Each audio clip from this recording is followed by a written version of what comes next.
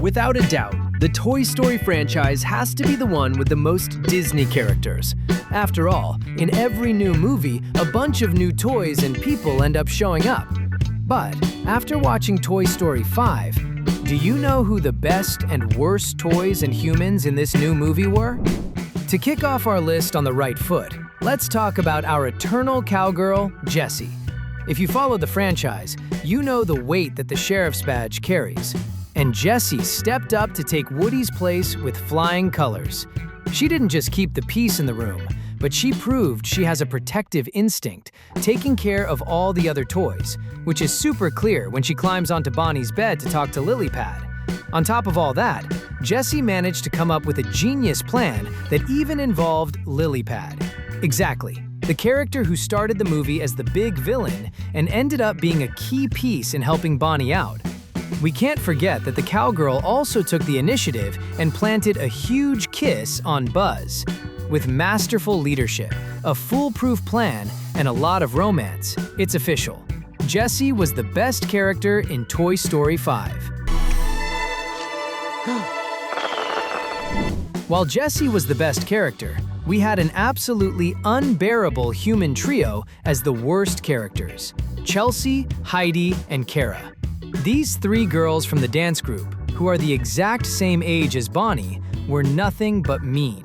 Like when they invite Bonnie over for a sleepover and simply forget to look for the girl during hide and seek.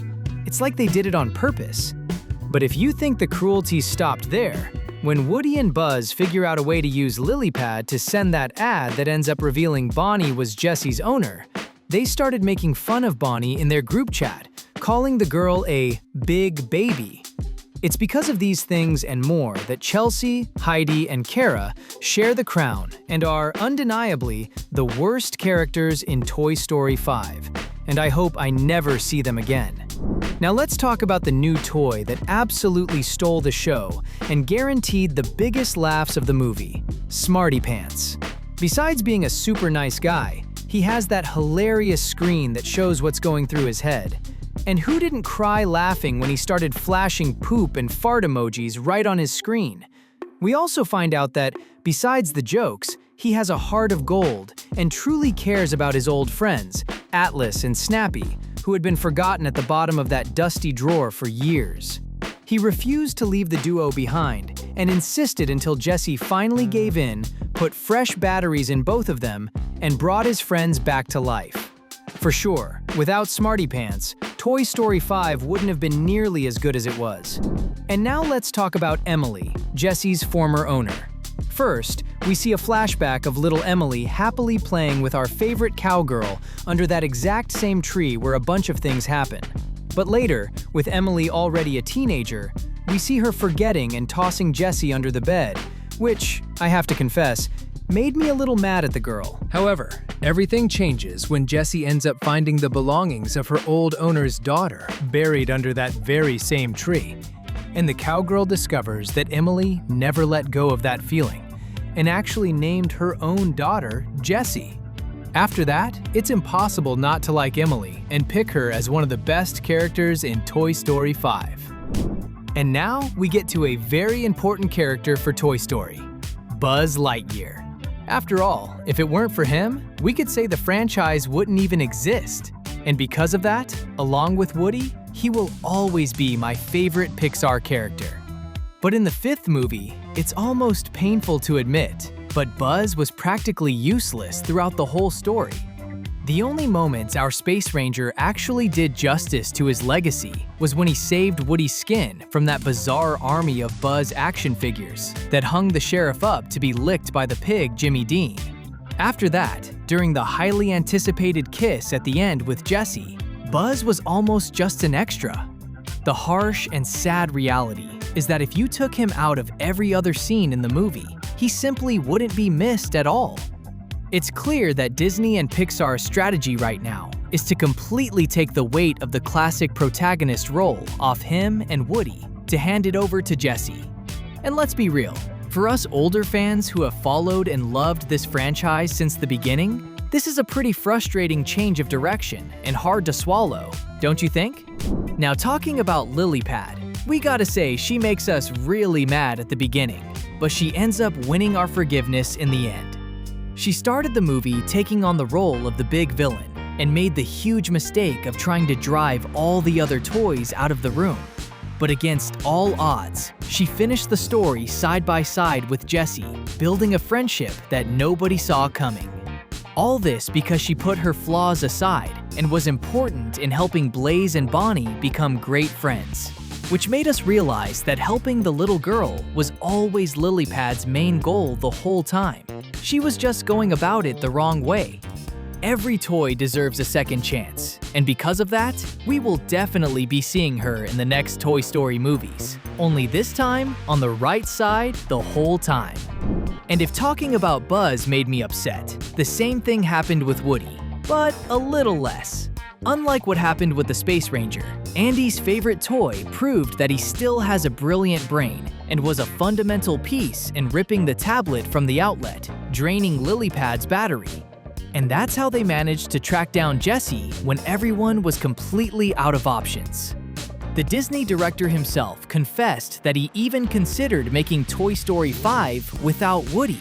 If that Pixar employee had done that, the mission would have been a total disaster, and we wouldn't have stood a chance of seeing that amazing happy ending in Toy Story 5. Woody might have passed his sheriff's badge on, but he proved once and for all that he is still the great savior and the true heart of the entire franchise. Wouldn't you agree? Before we continue, just a quick heads up. If you also enjoy movies, series, and cartoons, click the subscribe button right now, all right? Now let's talk real quick about Combat Carl. Believe it or not, he and other toys are trapped, entirely by their own choice, in that old playhouse Blaze used to play in during her childhood. And it seems like as time went by, he completely lost his marbles. He and 6 friends spend their days drinking imaginary tea. They just sit there in this crazy routine, faithfully waiting for the day when Blaze will finally come back to play with them. What breaks our hearts is knowing that harsh truth the animation throws in our faces. That day is never going to come.